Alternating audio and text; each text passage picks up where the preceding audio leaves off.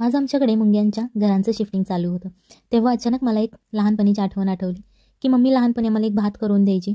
Cooker भरून हा भात केलेला असायचा, कारण सगळ्यांसाठी करायचा असायचा तो. सो हिरवा भात जो आहे तो आम्हाला लहानपणापासूनच आवडायचा. सो आज अचानकच मुंग्यांचं घर जेव्हा बदलताना दिसलं, तेव्हा अचानक ती आठवण जागी झाली. सो आज आपण हिरवा भात बनवणार आहोत. साधी सोपी रेसिपी आहे, पण लहानपणापासून ही रेसिपी मला खूप आवडते, कारण मम्मीच्या हातचा. सो तिच्याकडून मी हा भात शिकून घेतलेला आहे की कसा करायचा. आठवड्यातून एकदा हा मम्मी भात करायची, पण ज्या दिवशी मला ती सांगायची की आज मी हा भात करणार आहे, तेव्हा माझं शाळेमध्ये मन अजिबातच लागायचं नाही, कारण सारखा तो भातच मला दिसायचा. सो मी शाळेतून लवकरसुद्धा घरी यायचे कधी कधी तो भात खाण्यासाठी. इतका तो मला भात आवडायचा. सो आज ती रेसिपी मी तुमच्यासोबत शेअर करणार आहे. जास्त काहीच साहित्य लागत नाही, जे आपल्या घरात साहित्य सहज अवेलेबल असतं त्यातूनच ही रेसिपी तयार होते. सो अशा प्रकारे आपल्याला फ्लावर घ्यायचा आहे. इथे तुम्ही पाव किलोसुद्धा हा फ्लावर घेऊ शकता आणि त्याचे अशा प्रकारे आपल्याला मीडियम साईजचे तुकडे करून घ्यायचे आहेत. जास्त बारीकही नाही करायचे आणि जास्त जाडही नाही ठेवायचे, जेणेकरून ते सगळ्यांना पुरले पाहिजेत आणि त्याची चवसुद्धा खूप छान अशी लागली पाहिजे. त्याच्यासाठी आपल्याला हे मीडियम साईजमध्ये हे कट करून घ्यायचे आहेत. तुम्ही चाकूच्या मदतीने सुद्धा कट करू शकता किंवा हाताने अशा प्रकारे ते सुट्टे करून घेतले तरीही चालतील. याच्यानंतर आपल्याला 2 ते 3 बटाटे घ्यायचे आहेत. तुम्ही मीडियम साईजचे घ्या किंवा छोट्या साईजचे किंवा एकदम मोठ्या साईजचे घेतले तरीही चालतील, काहीच प्रॉब्लेम नाही. पण जर तुमच्याकडे ते छोटे छोटे घाटावरचे बटाटे असतील, तुम्ही ते वापरले तरीही चालतील, कारण त्याची चव खूप छान लागते. सहज आपल्याकडे ते मिळत नाहीत, घाटावरतीच मिळतात. पण आज आपण जे बाजारात बटाटे मिळतात त्यापासून ही रेसिपी बनवणार आहोत. सो अशा प्रकारे आता आपण हे बटाटे मीडियम साईजमध्ये कापून घ्यायचे आहेत. एका बटाट्याचे फक्त आपल्याला 4च पीसेस करायचे आहेत, जेणेकरून त्याची चव खूप छान लागते. सो आता फ्लावर आपला निवडून झालेला आहे, तो एका प्लेटमध्ये काढून घेऊ शकता किंवा अशा प्रकारे चाळणीमध्ये काढला तरीही चालेल. त्याच्यानंतर जो आपण बटाटा घेतला होता तो सुद्धा या चाळणीमध्ये काढून ठेवायचा आहे. आज मला ही अचानक रेसिपी आठवली, कारण मुंग्यांच्या घरांचं शिफ्टिंग बघून मला ही रेसिपी आठवली. कारण एकदा जेव्हा घरामध्ये मुंग्यांच्या घरांचं शिफ्टिंग चालू होतं तेव्हा मम्मीने ही रेसिपी बनवली होती. सो अचानक मला ती आठवलेली आहे. अशा प्रकारे एक पूर्ण पिकलेला आपल्याला टोमॅटो घ्यायचा आहे. कच्चा टोमॅटो अजिबात या रेसिपीसाठी वापरायचा नाही, नाहीतर तुम्हाला ती हिरव्या भाताची असेल चव येणार नाही. सो अशा प्रकारे तुम्हाला जर जास्त टोमॅटो आवडत असेल तर तुम्ही एक पूर्ण अख्खा टोमॅटो वापरले यामध्ये तरीही चालेल, किंवा अशा प्रकारे अर्धा टोमॅटो घेतलं तरीही चालेल. याच्यानंतर चवीप्रमाणे तुम्ही हिरव्या मिरच्या घ्यायच्या आहेत. जर तुम्हाला जास्त तिखट आवडत असेल तर तुम्ही मिरच्यांचं प्रमाण वाढवू शकता, आणि जर जास्त तिखट आवडत नसेल तुम्हाला तर तुम्ही 1 ते 2 मिरच्या वापरल्या तरीही चालतील. सगळ्यात पहिल्यांदा या मिरचीचे आपल्याला देठ काढून घ्यायचे आहेत आणि अशा लाईनीने सगळ्या मिरच्या झोपवायच्या आणि त्यामधून कट करून घ्यायच्या आहेत, जेणेकरून त्याची चव खूप छान लागते. सो मिरची कट करूनच घ्यायची. याच्यानंतर इथे आपल्याला 1 वाटी बासमती राईस घ्यायचा आहे. तुम्ही इथे बिर्याणी राईससुद्धा वापरू शकता, आणि जर तुमच्याकडे असा बिर्याणी राईस नसेल तर तुम्ही जो घरात आपण रोज भात बनवण्यासाठी वापरतो तो तांदूळ तुम्ही वापरला तरीही चालेल, खूप छान चव लागते. यामध्ये तांदूळ कोणता घ्यावा याचं काहीच डिसिजन नाही आहे, तुमच्याकडे जो अवेलेबल असेल सध्या परिस्थितीमध्ये तुम्ही तो तांदूळ घेऊ शकता.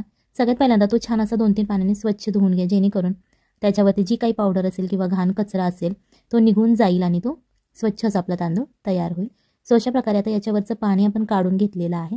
एकदम छान असा कोरडा आपला तांदूळ तयार झालेला आहे. याच्यानंतर 1च ग्लास आपल्याला यामध्ये पाणी ओतायचं आहे, आणि ही जी तांदळाची क्वांटिटी आहे ती तुम्ही तुमच्या इच्छेनुसार कमी जास्त करू शकता. जर तुमच्या घरात जास्त फॅमिली मेंबर्स असतील तर तुम्ही तांदळाची क्वांटिटी वाढवू शकता, आणि जर कमी मेंबर्स असतील तर तुम्ही अर्धा ते 1 वाटी घेऊ शकता. याच्यानंतर आपल्याला इथे कोथिंबीर घ्यायची आहे. तुमच्याकडे पालक असेल तुम्ही पालक घेऊ शकता, मेथी असेल तुमच्याकडे ती घेऊ शकता. फक्त इथे आपल्याला हिरवी भाजी लागते.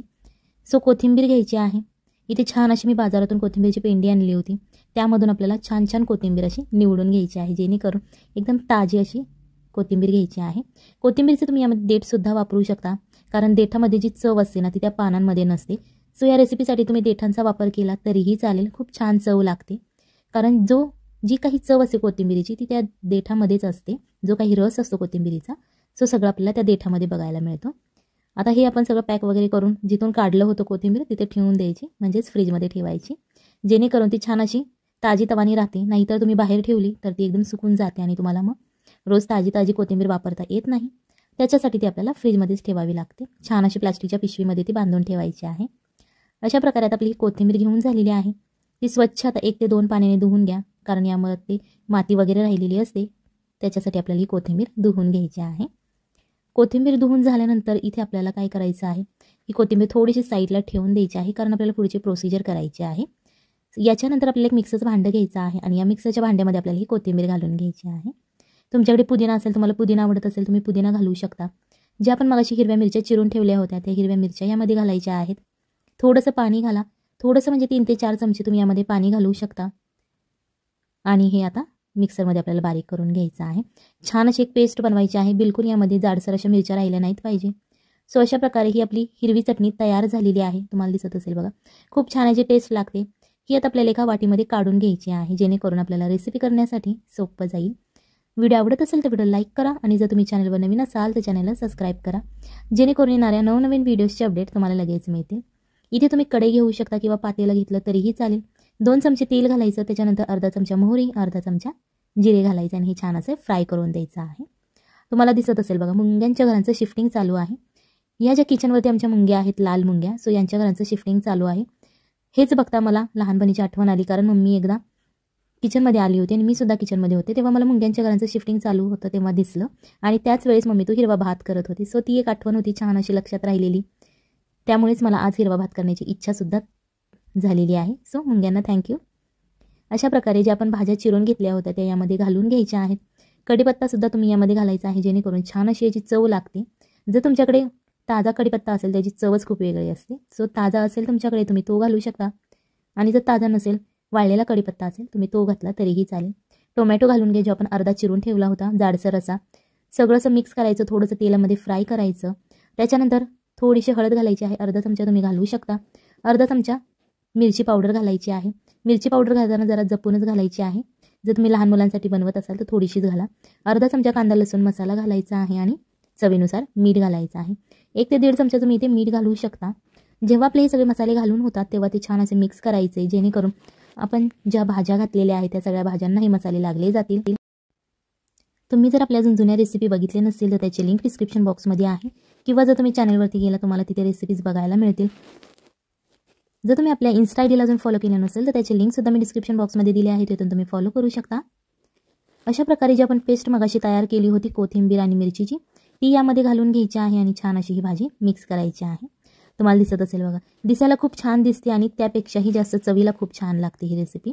सो ही रेसिपी तुम्ही एकदा नक्की घरी ट्राय करा, आपल्या फॅमिलीला खाऊ घाला आणि मग मला कमेंटमध्ये सांगा कशी झाली होती, कारण ही चवीला खूप छान लागते.